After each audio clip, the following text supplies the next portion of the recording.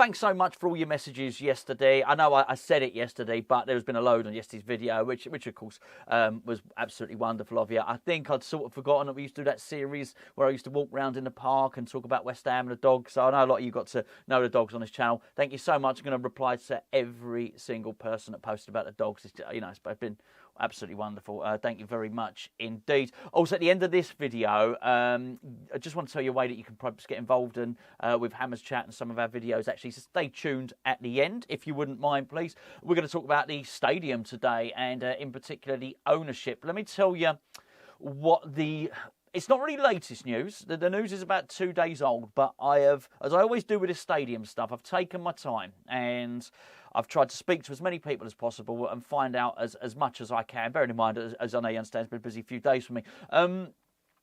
I'm going to read a tweet from Sean Whetstone on West Ham football because I think this summarises it. Because it's a tweet, it summarises it quite nicely. It says, sources close to the mergers and acquisitions industry have suggested West Ham are looking for a new investor in the Middle East or elsewhere. In one scenario, David Sullivan would sell 13.8% of his shares.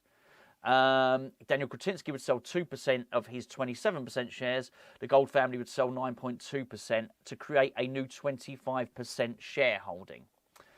What this basically means is that West Ham are looking to create enough shares for another 25% shareholding, another partner who would own a quarter of West Ham. Now, I think that's quite big news. It is big news, but I think one of the reasons, or possibly even the main reason this is happening, is because of the stadium. Now, I think first of all you've got to ask yourself, why would David Sullivan dilute his shares from what's it? So I'm just reading at the moment, from 38.8% to 25%. He would no longer have outright control. Why would he do that? I think the reason is because he's not got the money to push through what is imminently going to happen. It's not, as I've seen reported elsewhere, that West Ham need investment now to pay the wages. It's not about a little bit of money coming in to giving us money to spend now. That's not what it's about. It's about having enough financial backing in place that if and when the stadium becomes available, and I think it may do soon, that West Ham have the financial clout to go and pay whatever the government ask for it. Now, this is really, really interesting. So what we've got at the moment is we've got a complete state of flux with the stadium. We have a mayor's election, which I think is at the start of May. So London may well have a new mayor. Ultimately, I do think this is going to be a decision that gets made at a higher level of government than just London mayor. But the London mayor is going to have a big say on the future of the stadium because it's making huge losses. Tens of millions of pounds every year. I saw this Powder Puff piece put up recently about how the baseball coming to the London Stadium is going to put some money into the London coffers. It really won't. Even after the baseball has been put there, the stadium is still making a huge loss. The stadium is a state of disrepair. I've said this so many occasions. It was a temporary structure that was built to be taken down, built for the 2012 Olympics, and then all that top section, all that white stuff, all the canvas, it was all meant to be taken down. The whole top tier was meant to come down in 2013. That's just what was meant to happen. It was never meant to still be up there in 2024, and it looks now, and it is behaving in the terms of it leaking and everything that's happened. It's behaving like a structure that was only intended to be up for a short period of time. Yes, I know they put a new roof in it and a lot was made of the roof, but it's still built on a temporary structure. And so anyway, so the stadium is a money pit. It's a money pit for the taxpayer at the moment. West Ham's deal is too good. Look, we discussed this all before. So what do we think is going to happen here? Well, I don't want to get into any politics. I really don't. It's hard not to talk about politics if you're going to talk about the London mayor and you're going to talk about a general election. But suffice to say, there might be a change in mayor because, quite possibly the current mayor may be. He's not going to have it as easy as he did before. I think because many people are not happy with the ultra low emission charge and a lot of what's happened there. So it could be a new mayor going in there, or there may not. But even if Sadiq Khan stays as mayor, he's no fan of West Ham being in that stadium. He really isn't. He has had numerous clashes with Karren Brady. and that would be set to continue. I think the real big thing is there is highly likely to be a change of government. It looks like a general election, unless I've missed something over the last few days, a general election has not been announced yet, but I'm pretty certain a general election will be held this year. New government comes in, and I think a lot of people are expecting that the stadium, they're going to try and look to make a decision there. And if and when that happens, because there's just not, at the moment, there's not a lot of people around that are willing to take the hit, the massive financial hit every year that the stadium makes. So the stadium site is going to be sold. I think that much is pretty clear. And West Ham want to be in a situation whereby they can buy that stadium. And this is where the Arab money comes in. But before I talk about that, can I please point you in the direction of today's video sponsor, Manscaped. I've got to tell you, this little box here, well, this box is empty. That's because I've already opened it and used it, because this box contains the Lawnmower 5.0. Look, I've got to be honest with you. When I first started using Manscaped, I thought they were just... I must be honest with you, I was using the arse and the ball bag trimmer on my face is all I had. I've now got a proper Manscaped beard trimmer. It is excellent. It's amazing. I've been using beard trimmers and stuff like that for years and years and years. The best thing I can say is all my old stuff is gone. I only use Manscaped now. The Lawnmower 5.0 itself is a miraculous bit of kit, really. It had ceramic blades. I didn't know what ceramic blades meant. Basically, ceramic blades means that they're a little bit kinder. You're not going to be... You're not going to be chopping up your ball bag and your bumhole, quite frankly. Anyway, it's got a torch on it, which is really nice. I think what's great about it is you can use this stuff in the shower. They got a load of really, really good products, be they sort of normal shavers, upstairs shavers, downstairs shavers, nostril trimmers, everything. If you've got hair growing out your ear holes like me, they've got stuff for that too. They got underwear, they got lotions, they got a load of stuff. The best thing is we're going to give you 20% off of all their products just by watching this video and using this code, and we're going to give you free shipping as well. All you do is use the code below, which is HammersChat, all one word.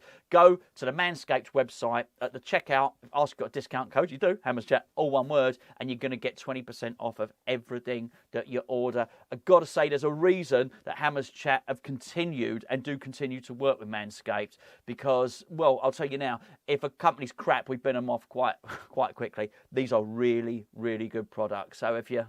I guess, again, look, if you like a shave upstairs or downstairs, go and check this gear out. The link is in the description below. Okay, then, Saudi money. The Saudi money, I think, is a little bit of a red herring, it has to be said. I can't imagine that would be the case. I think Newcastle have had to work extremely hard to try and prove that their Saudi investment is not Saudi state money, and I think they've done a terrible job of it. Nobody believes it.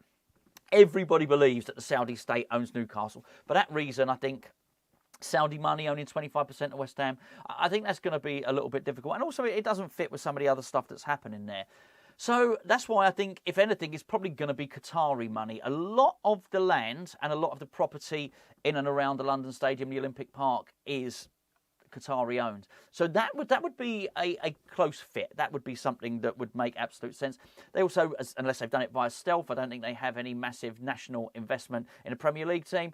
And I read in between the lines, I wouldn't be surprised if there was some level of regret when that Paris Saint-Germain have probably not become what they wanted them to become when they bought it. And I wonder if they look now and think they should have bought a team in a high-profile league like the Premier League. And so I think there would be natural investment there.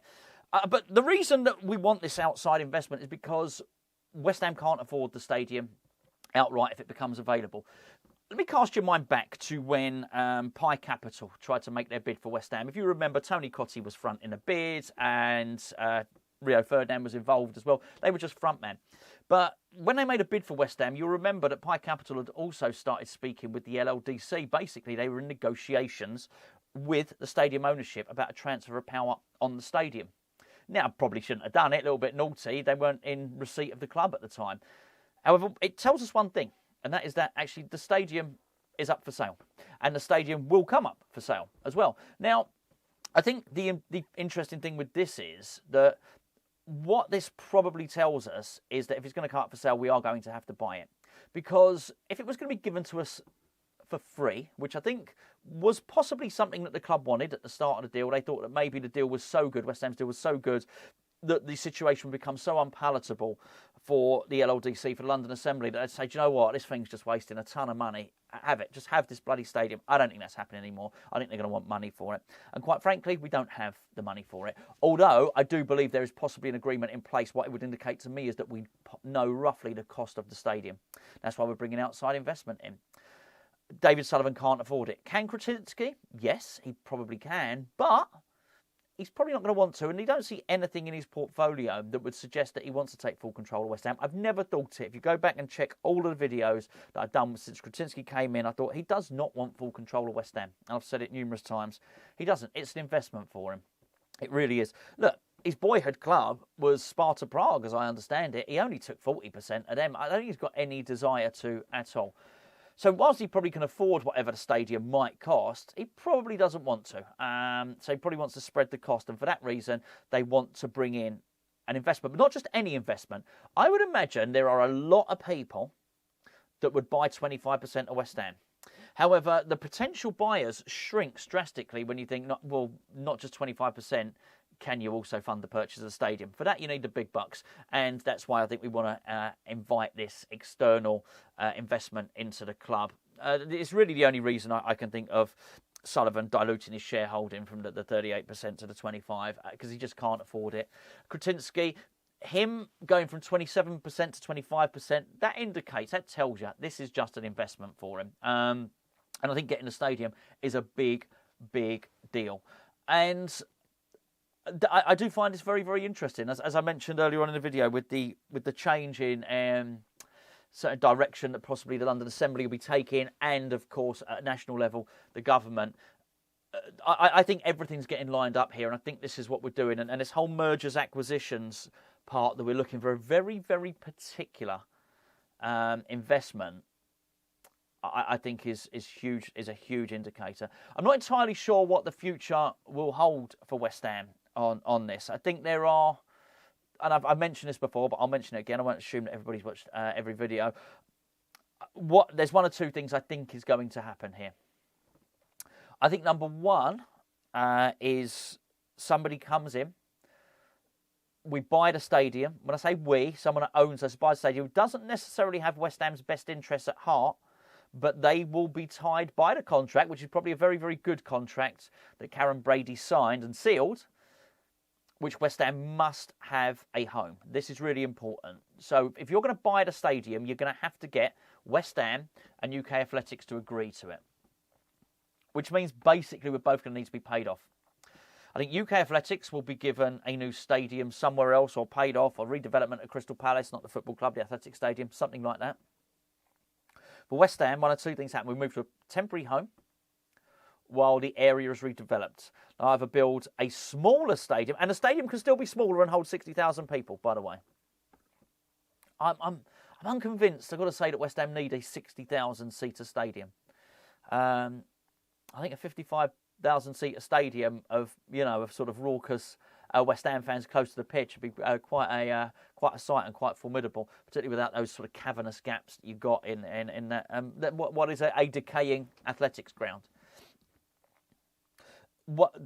So possibly some buildings, apartments, shopping, all built around it, around the Olympic Park, and quite possibly then what you get is a stadium built within that.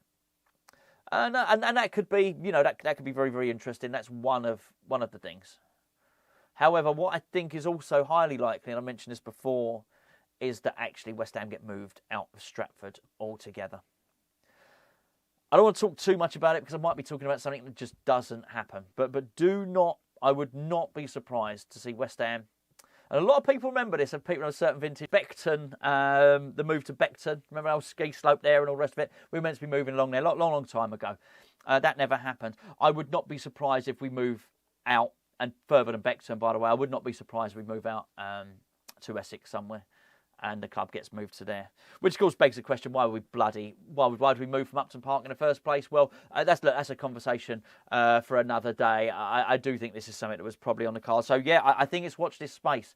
Been a lot of stories been happening over the last few days, but as I always think, and it's something I always like to get my teeth into, this stadium stuff, I think there's no bigger story at West Ham than the eventual ownership and the eventual sort of residency and where West Ham will end up as our home. Watch this space. I think it's going to happen. If anything's going to happen, it's going to happen this year. I think it's a 2024 thing. I really do believe that. And so I think we may well find out a lot more on it. It may well be the answer to why we're perhaps pontificating upon David Moyes' contract and a lot of other things. The answer may well be in the ownership here. I think it's the biggest story surrounding West Ham, as I've just made the point. Just before I go, thanks for watching such a long video, but I really do find this interesting. It's international break. We need your help. Basically, we need your help for ideas, for videos and stuff like that. And what we'd like you to do is either give us your ideas of videos that you would like, topics that you'd like us to discuss. So as myself and Gio can sit down and we'll record a load of videos and have a bit of fun doing it. It could be serious topics, fun topics, whatever you want. Secondly, if you fancy sending us a video, now this channel, the forum channel, the reason it's called the forum channel is people used to send us in videos. We used to call it Your Shout. So if you fancy sending us in a video, then we'll publish your video, but me and Gio will build a video around it and we'll talk about it. The link's in the description below. Just send it to hammerschat@gmail.com. If you are going to record it, keep the clips as short as you can, please. It doesn't have to be a question. Give us your opinion. If you're going to record it on your mobile phone, then if you could, don't have it in TikTok mode, basically. Have it in landscape mode, because then it fits the dimensions of the screen. Send it in to us. Couple of minutes long. If it's longer than a couple of minutes, you're going to have problems sending a big file and stuff like that, and we have to do Dropbox and stuff like that, and it becomes quite an endeavour.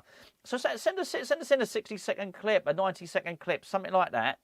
We'll have a lot of fun doing it, and it'll sort of get us through this bloody boring international break, really. But anyway, there you go. Thanks for watching. Let me know in the comments below. Don't forget that Manscaped stuff. Hammers Chat. You can't even see that, can you?